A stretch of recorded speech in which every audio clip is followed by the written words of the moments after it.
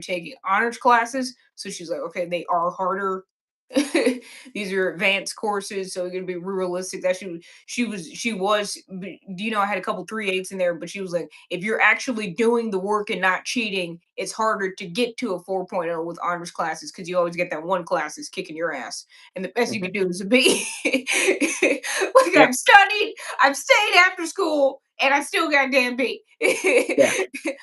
I'm not one of them child prodigies, so I couldn't get an So A let me across the let me board. interject for a second. So the Mhm. standard in elementary school was a 4.0. And Right. then she went to magnet school. And so she had 9 classes in the 6th grade and then 7th grade. And she had No, Spanish, seventh grade was 8.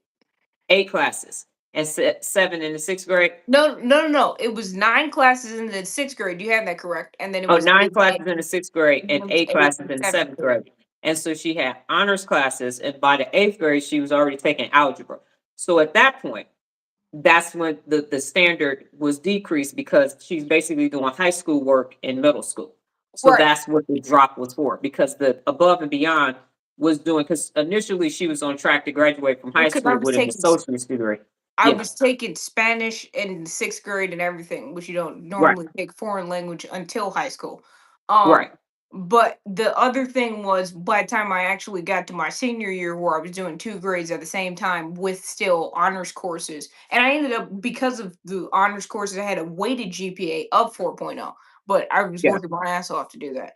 Um, Additionally, though, the whole point is if we could just circle back from a parenting perspective, if you want to throw in go above and beyond. The reason I started even getting the thought process of go above and beyond is because she started with the standard of excellence early. So it started in one area and then it moved on to my other parts of my life. And the thing is the balance because now that you should consider writing a book on raising and structured children. She's going to say no.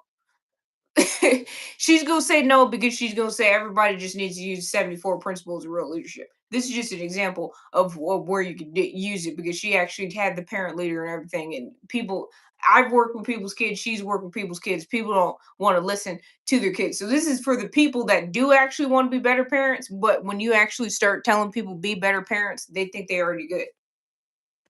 Put it Okay, in the book. here's the thing. So that's the thing that I could say is that she started doing it in other areas. We've been to people's houses plus people I grew up with. Having good grades isn't enough though, because I had a bunch of friends that had good grades, and so now they're living with their parents and not working. And their parents are like, but they had good grades. And somehow people thought because people have different IQs.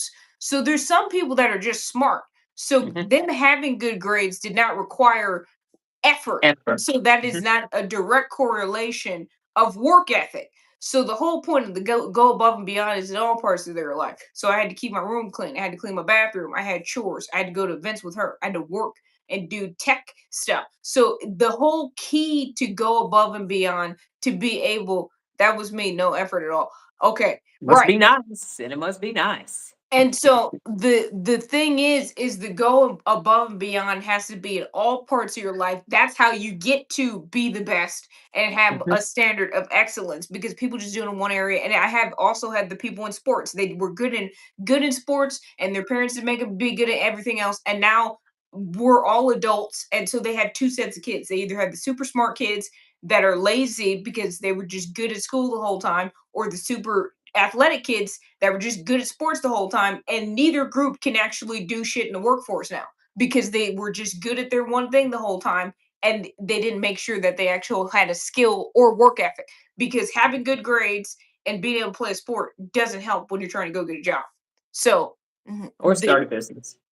or start a business. So Right. the work ethic is there. So because I had to have chores and responsibilities and wake up, and she was teaching me the skill development, and there was a go above and beyond standard everywhere, then Yes. it's that because what actually ended up happening is the people that were already predisposed to be athletic were good at sports, and the people that were smart were good at school, so they're being rewarded for excelling at something that was easy to them. So that didn't actually require work ethic. That's why they don't have one because it was I mean, if I was naturally